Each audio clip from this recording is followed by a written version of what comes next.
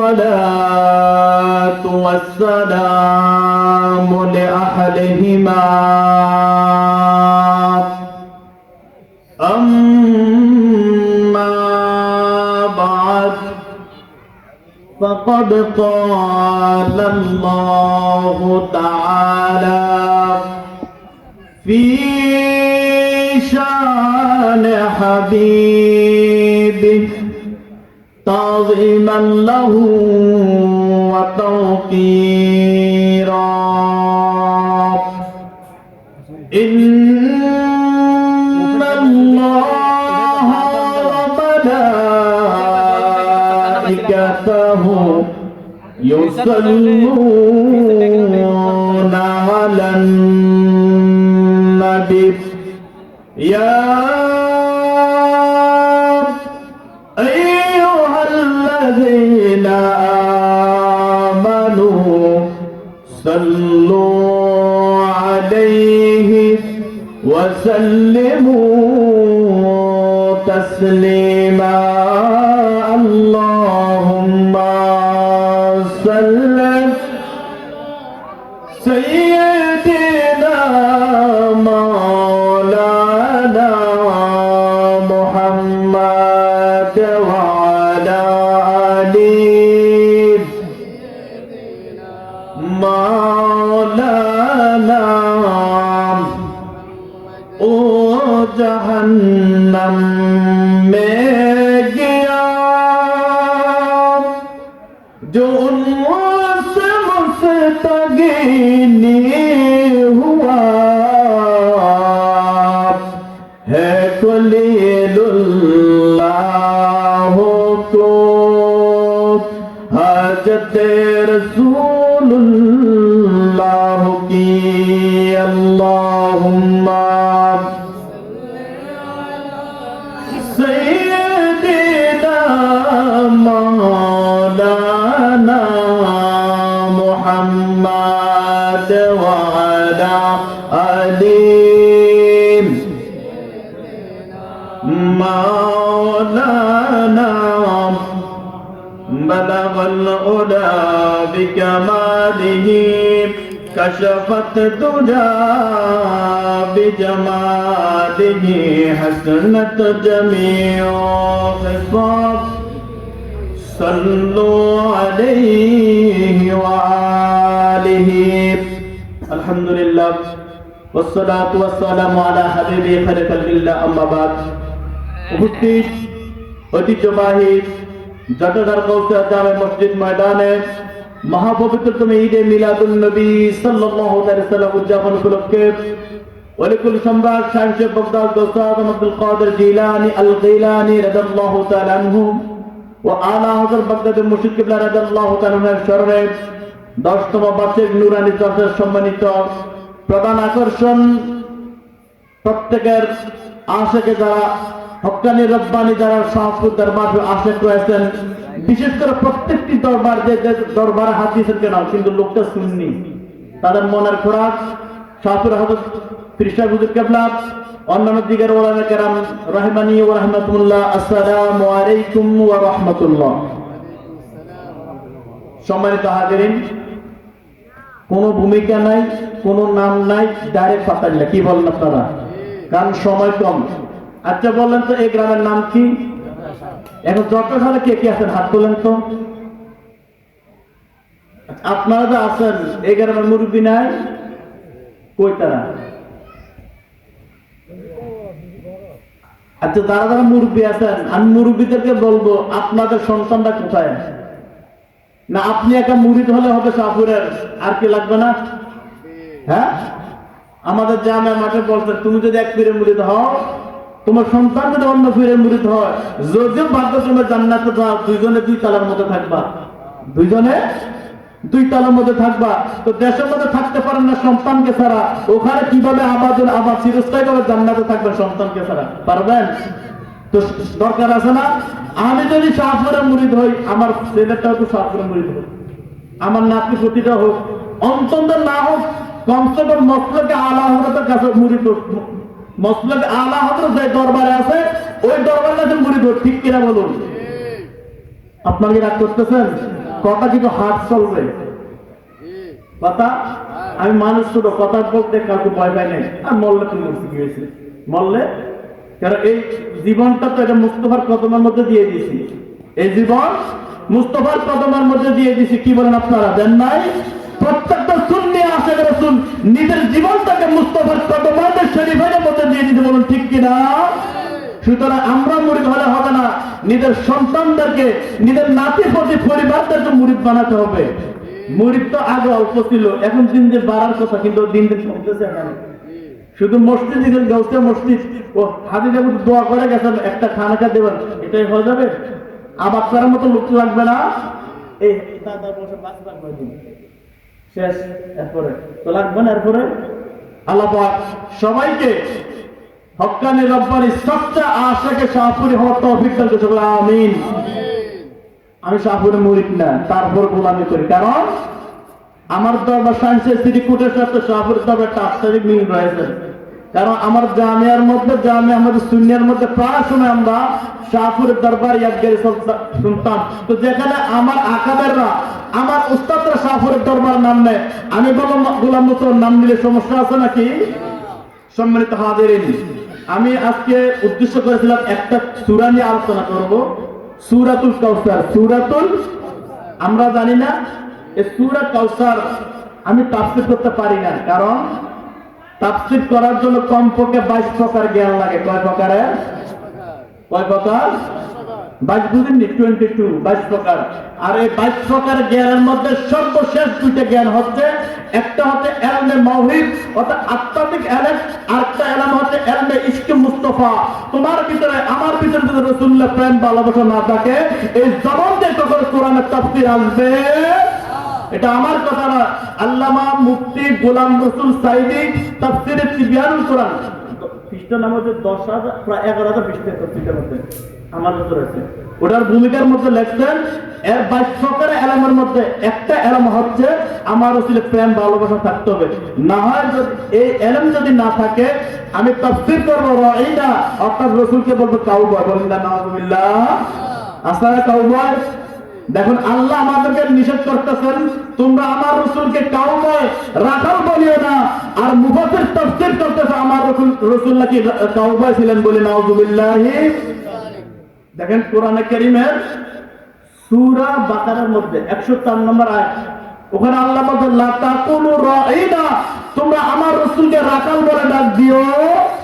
ওয়া কুলু উনজুরনা, আয় আমার উম্মত শুনো শুনো, তোমরা আমার রাসূলকে রাখাল বলে ডাক দিও না, বরং তোমরা সবাই মিলে আমার রাসূলকে বলো ইয়া রাসূলুল্লাহ, আপনি আমাদের দিকে তাকান।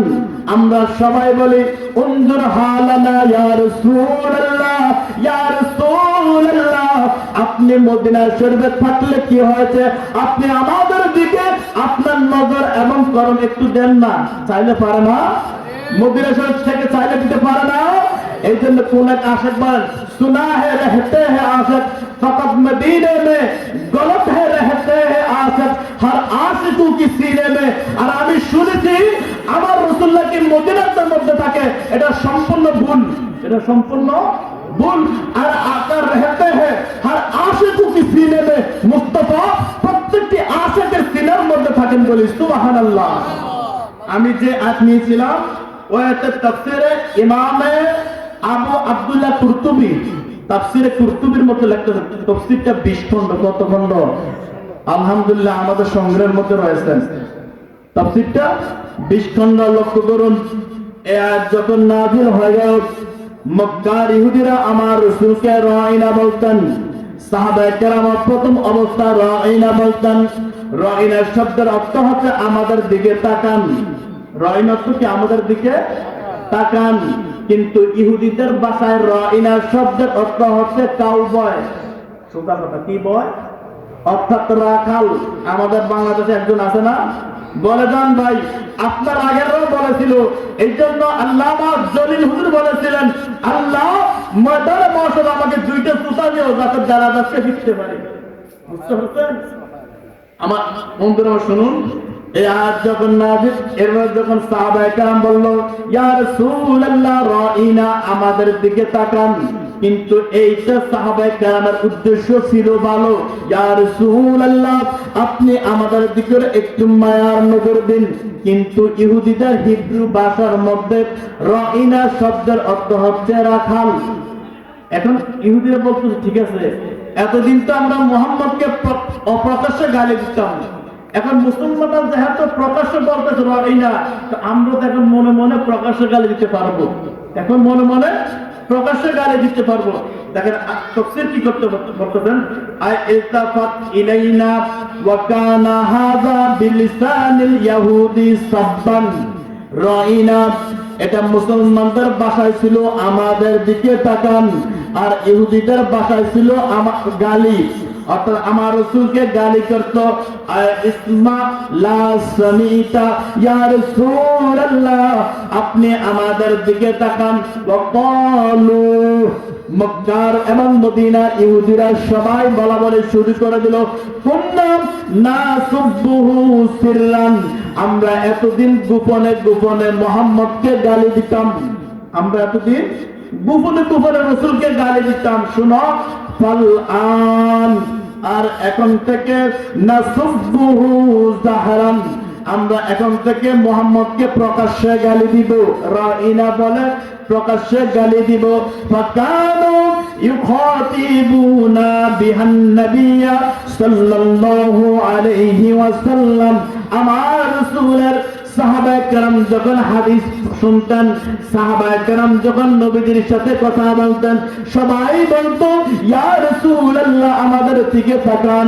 আর মক্কার ইহুদি এবং মুশরিকরা সবাই ইউখাতিবুনা বিহান নাবিয়্যা সাল্লাল্লাহু আলাইহি ওয়াসাল্লাম, এরা সবাই আমার রাসূলকে এভাবে ডাকতেন, রাইনা, এ মুহাম্মদ রাইনা, অর্থাৎ এ মুহাম্মদ, তুমি দেখবেন রাখাল বলি, নাউযুবিল্লাহি মিন যালিক।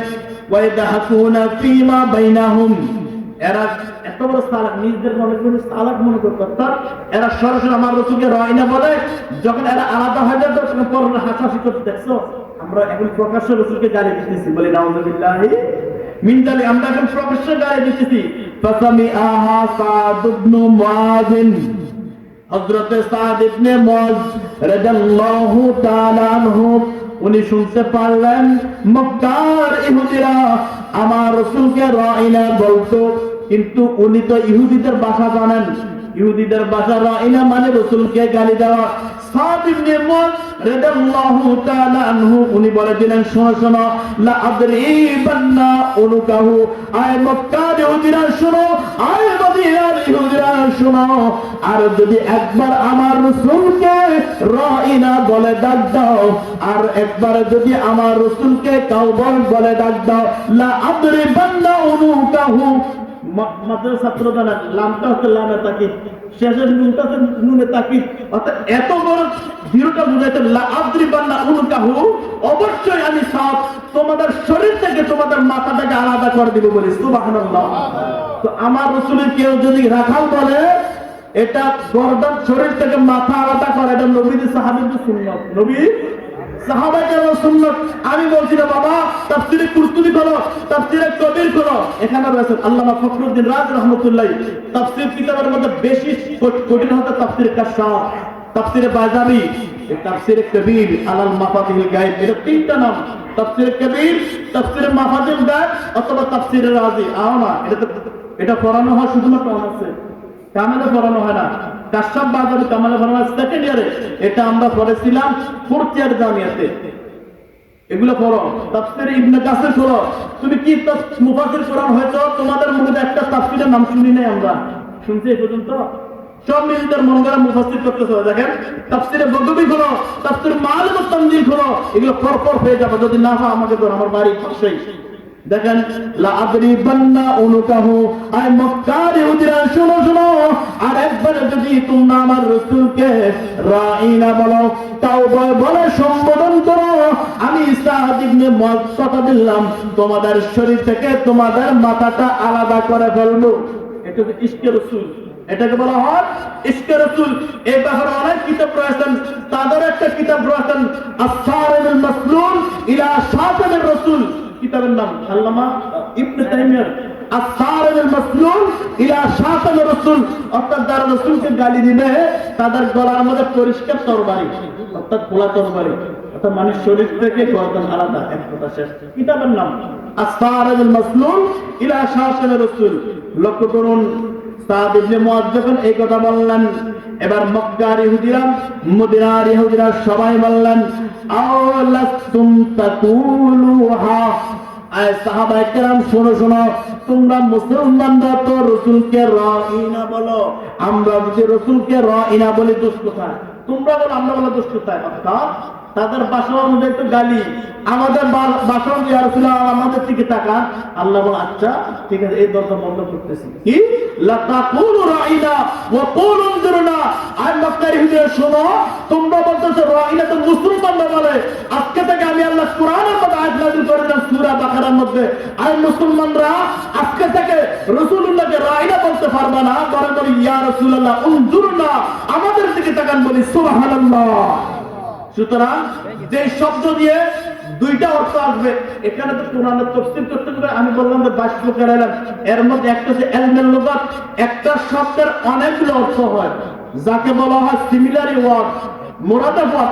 একটা শব্দের অনেকগুলো অর্থ হয়, সবচেয়ে চেষ্টা করতে হবে যে শব্দটা নিলে আমার আসলে শান ঠিক থাকে, ওই শব্দটাতে তাফসীর করতে হবে।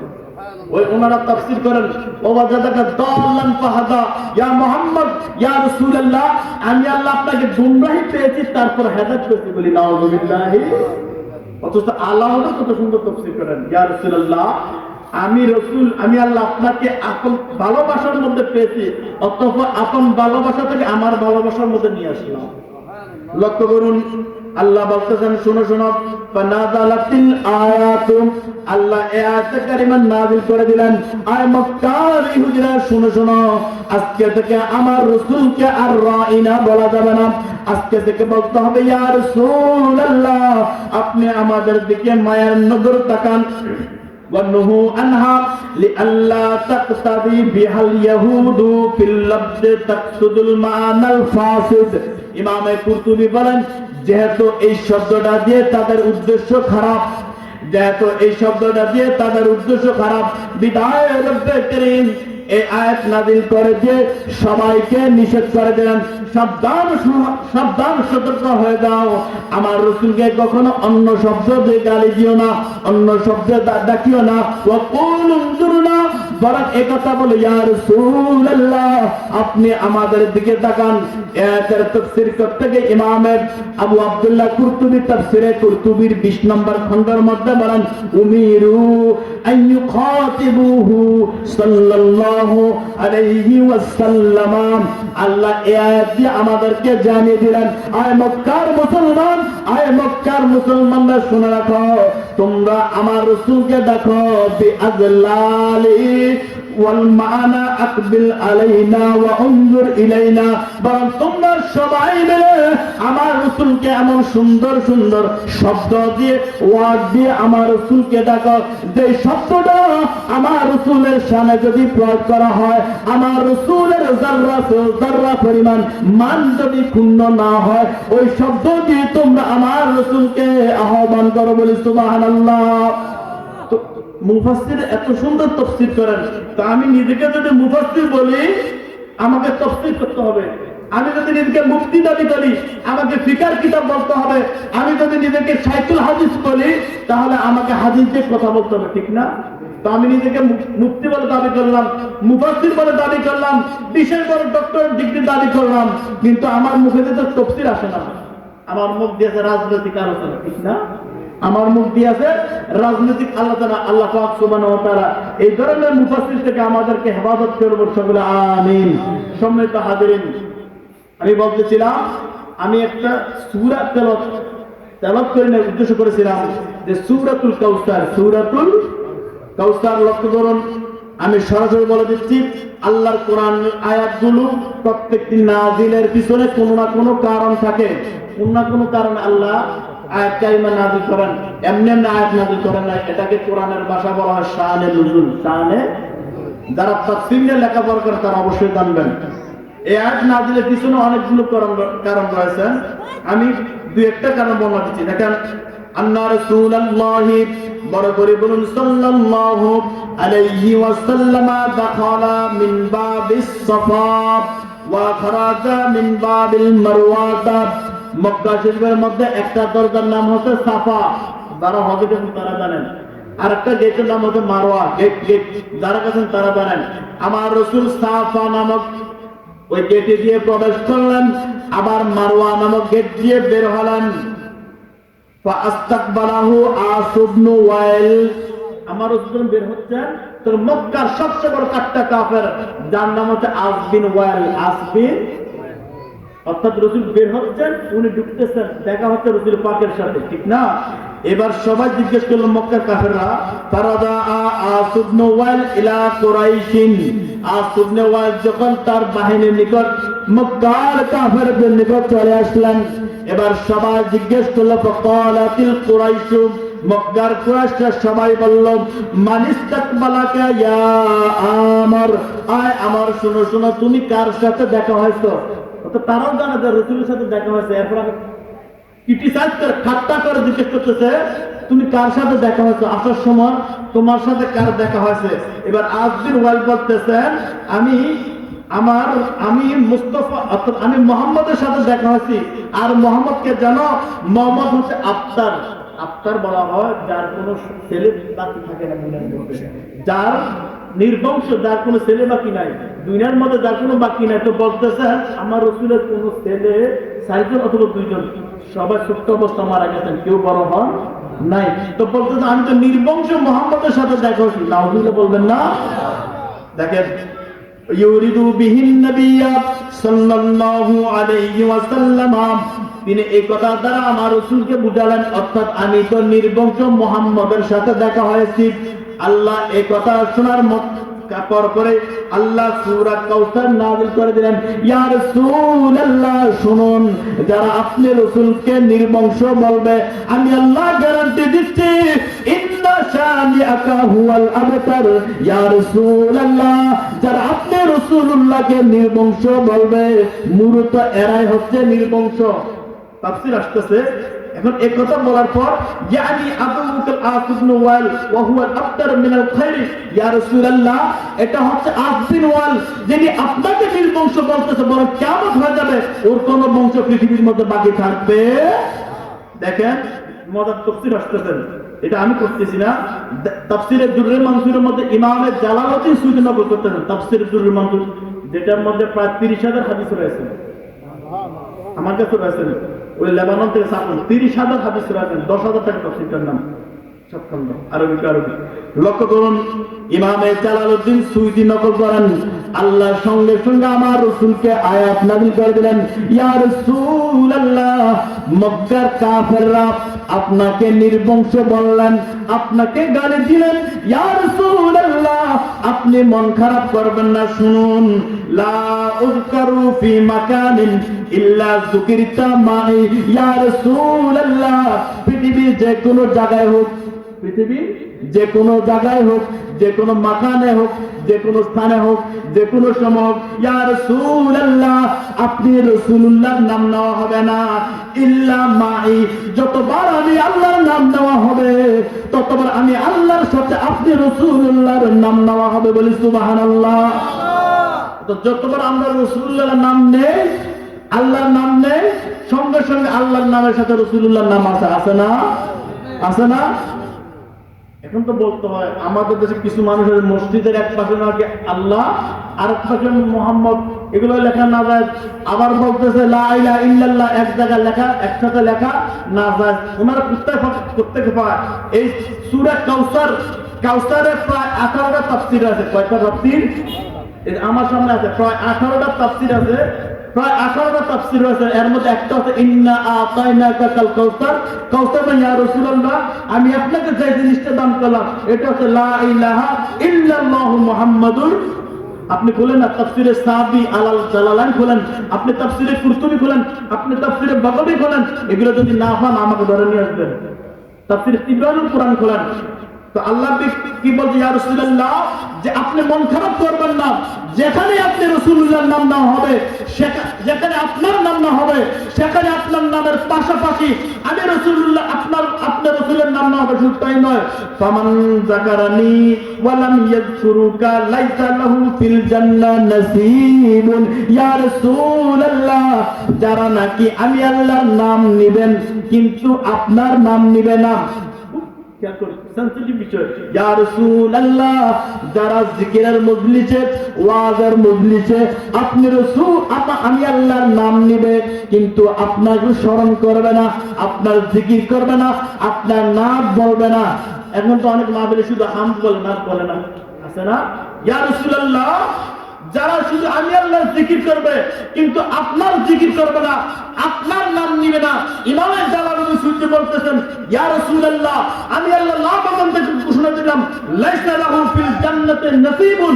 নাসীবুন মানে অংশ, ওই ব্যক্তির জন্য যারা শুধু আপনার নাম নিবে কিন্তু আপনার নামের সাথে আমার নাম নিবে, আমার নামের সাথে আপনি রাসূলুল্লাহর নাম নিবে না, ওই ব্যক্তির জন্য জান্নাতে সামান্য পরিমাণ জায়গা নাই। বলি নাউযুবিল্লাহি। অর্থাৎ যারা শুধু আল্লাহর নাম নিবে, আল্লাহর নামের সাথে রাসূলুল্লাহর নাম নিবে না, ওই ব্যক্তির জন্য জান্নাতে কোনো জায়গা। তো আপনি যদি জান্নাতে জায়গা না করতে পারেন, এই মাহফিলে কোনো দরকার আছে? এই জিন্দেগি কোনো লাভ আছে? এই জিন্দেগি কোনো সার্থকতা আর আছে? আমার সাথে তখন আমি যদি মুস্তাফাকে খুশি করে জান্নাতে যেতে পারি, তখন আমার জীবনটা সার্থক। ঠিক কিনা বলুন? আচ্ছা, এই তফসিরটাকে আমি করছি না, জালালউদ্দিন সুয়ুতী করছে। তো গালি দিলে ওনারা দেন না, ঈমান থাকবে? যিনি নবম শতাব্দীর মুজাদ্দিদ, যিনি একবার নয়, দুইবার নয়, ৭৫ বার আমার রাসূলকে দেখছেন, যার ইন্তেকাল হয়েছে আমার রাসূলের ইন্তেকালের বরাবর ৯০০ বছর পরে, ৯১১ হিজরিতে যার ইন্তেকাল, যাকে আমার রাসূল বেশ কয়েকবার ইফতারি পর্যন্ত খাওয়াইছেন।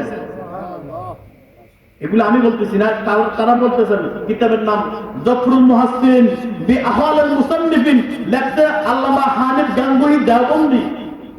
ওনারা লিখতেছেন যে এত বড় ঈমান। তো আমি তো তাফসীর করতেছি না, তাফসীর করতে জালালউদ্দিন সুয়ুতী, ইয়া রাসূলুল্লাহ, যারা আপনি রাসূলুল্লাহর নাম নিবে না, শুধু আমি আল্লাহকে নিয়ে ব্যস্ত থাকবে, ওই ব্যক্তির জিকির তো দূরের কথা, ওই ব্যক্তির জন্য জান্নাতের জায়গা পর্যন্ত। এটা শুধু একটা শান নজুল বললাম। এভাবে যদি আরো শান নজুল বলতে যাই, আমি আবারও করছি না। শুধুমাত্র একটা শান নজুল হলো এই আয়াত নাম, এই সূরা নাযিলের পিছনে কারণ হচ্ছে আমার রাসূল সাল্লাল্লাহু আলাইহি ওয়াসাল্লামের বড় ছেলে হযরত কাসিম রাদিয়াল্লাহু তাআলা আনহু যখন ইন্তেকাল করলেন, মক্কার কাফেররা যখন আমার রাসূলকে নিয়ে হাসাহাসি ঠাট্টাটাটি শুরু করে দিল, তখন এই আয়াত আল্লাহ নাযিল করে দিল, ইয়া রাসূলুল্লাহ, আপনাকে মক্কার কাফেররা আপনাকে নিয়ে ঠাট্টা করতেছেন, আপনাকে নিয়ে ব্যঙ্গ করতেছেন, শুনুন, আমি আল্লাহ বলে দিলাম। আর মক্কার কাফেররা বলতেছে আপনার কোনো সন্তান নাই, আমি আল্লাহ বলে দিলাম, ইন্না আতাইনাকাল কাউসার, ইয়া রাসূলুল্লাহ, আমি আল্লাহ আপনাকে পৃথিবীর মধ্যে সবচেয়ে বেশি সন্তান দান করলাম। বলি সুবহানাল্লাহ। তো কিভাবে? আমার রাসূলের সন্তান আসবে মেয়ের মাধ্যমে, পৃথিবীর সবার বংশ সাব্যস্ত হবে ছেলের মাধ্যমে, কিন্তু আমার রাসূলের বংশ সাব্যস্ত হবে মেয়ের মাধ্যমে। ঠিক কিনা? হাসনারে কারিমা আমার রাসূলের নাতির মাধ্যমে। কারণ কি? আল্লাহ বলে জানো না কারণ কি? আল্লাহকে যদি প্রশ্ন করা হয় আল্লাহ কারণটা কি, আল্লাহ বলে জানো না, জিসকা কোই সানি নেহি वो নবী हमारा है। আর আমার রাসূলের কোনো মিসাল নাই, কোনো एग्जांपल নাই, কোনো উদাহরণ নাই, বিদায় আমার রাসূলকে আল্লাহ এমন ভাবে পৃথিবীর মধ্যে উজ্জীবিত করে রাখলেন যে অন্যান্যদের বংশ ছেলে দিয়ে, আমার রাসূলের বংশ হবে মেয়ে দিয়ে। বলি সুবহানাল্লাহ। আমার রাসূলকে এত সন্তান দান করলেন। একটা তাফসীরের মধ্যে ইমামে আহমদ বিন আহমদ আস-সাবি আল-মালিকি রাদিয়াল্লাহু তাআলা, যার বাড়ি মিশরের মধ্যে, যার বাড়ি আজ থেকে প্রায় 1400 না 900 হিজরি মানুষ, প্রায় 500 বছর আগে উনি শাহপুরের দরবারে মধ্যে ছিলেন না। আর ওয়াজ করলে তো আবার কয় ওই আমরা হাতের কষ্ট করি শাহপুরের মধ্যে। খেয়াল করুন, একটা তাফসীর বলতেছেন এই আয়াতের 12টা 18টা তাফসীর আছে। কয়টা তাফসীর? আমি একটা তাফসীর বলি, ইয়া রাসূলুল্লাহ, আমি রব্বুল আলামিন আপনাকে কাউসার দান করলাম। কাউসার মানে কি? আল্লাহ বলেন, ইন্নাহু আয-যুররিয়াতুল কাসীরাতুল মুবারাকা ইয়া রাসূলুল্লাহ, পৃথিবীর মধ্যে আমি রব্বুল আলামিন আপনি রাসূলকে সবচেয়ে বেশি সন্তান দান করলাম। অথচ মক্কার কাফের বলতেছে আমার রাসূল কোনো সন্তান নাই, অথচ আল্লাহ বলেন সবচেয়ে বেশি সন্তান দাবি দিলাম। এরকম ইয়া রাসূলুল্লাহ কত হাক্কাকাল্লাহু যালিকা, আল্লাহ এই জিনিসটা বাস্তবায়ন করলেন কিভাবে শুনেন। ফালা নাযিদু যুররিয়াতা লি আহাদিন মিনাল খালকে, পৃথিবীর শুরু থেকে এই পর্যন্ত আমার রাসূলের যতগুলা সন্তান রয়েছেন, যতগুলা আওলাদ রয়েছেন, পৃথিবীর জমিনের মধ্যে এমন কোন সন্তান আর কোন নবী এবং রাসূলের নাই, ছিল না। শুধু তাই না, ইয়া রাসূলুল্লাহ শুনেন, বরকতের দৃষ্টিকোণ থেকে, নিয়ামতের দৃষ্টিকোণ থেকে কিয়ামত পর্যন্ত সবচেয়ে বেশি সন্তান আমি আল্লাহ আপনি রাসূলকে দান করে দিলাম। তার মানে কি, রাসূলকে যারা নির্বংশ বলবেন তারাই মূলত নির্বংশ। দেখেন অন্যান্য নবী এবং রাসূলদেরকে যখন তাদের উম্মতরা গালি দিত, নবীরা নিজেদের জবানে, নবুয়তের জবানে গালিকে উত্তর দিত, রিপেন্ট করত। কিন্তু আমার রাসূলকে গালি দিলে খুদ রব্বুল আলামিন জবাব দেন, ঠিক না? ওই যে একটা শায়ররা একটা নাত বলে না, আপনাকে কেউ গালি দিলে স্বয়ং আল্লাহ থেকে জবাব, আল্লাহর প্রিয় হাবিব আপনি কাতাবিন একটি গোলাপ। অর্থাৎ আমার রাসূলকে যে মাত্র যারা গালি দিবেন, আল্লাহ বলতে রাসূল স্টপ ইউর মাউথ, আরে আপনি জবাব দিতে হবে না, আমি আল্লাহ আছি না আপনার পক্ষে, আমি আল্লাহ জবাব দিব, আপনাকে জবাব দিতে হবে। দেখেন আরেকটা রেওয়াজ করে আমি শেষ করে দিচ্ছি, হুজুর চলে আসলেন। লক্ষ্য করুন, এই তাফসীরের কাউসার মানে আবার হাউজে কাউসার, কাউসার হচ্ছে হাউজে কাউসার। এই হাউজে কাউসারের মধ্যে কারা থাকে শুনুন। আন ইবনে আব্বাসিন আন্নাহু সাআলা রাসূলুল্লাহি সাল্লাল্লাহু আলাইহি ওয়াসাল্লাম আনিল উকুফে বাইনা ইয়াদাইর রাব্ব। হযরত আব্দুল্লাহ বিন আব্বাস বলেন, আমরা সবাই মিলে আমার রাসূলকে জিজ্ঞেস করলাম, ইয়া রাসূলুল্লাহ ওই অবস্থান কি যে অবস্থানের মধ্যে আপনি সবাইকে কাউসার দিবেন। কাউসার এখানে একটা বোতল, এগুলো আমরা পানি খাই, ঠিক না? কিন্তু কাউসারের যদি আপনি পানি পান করবেন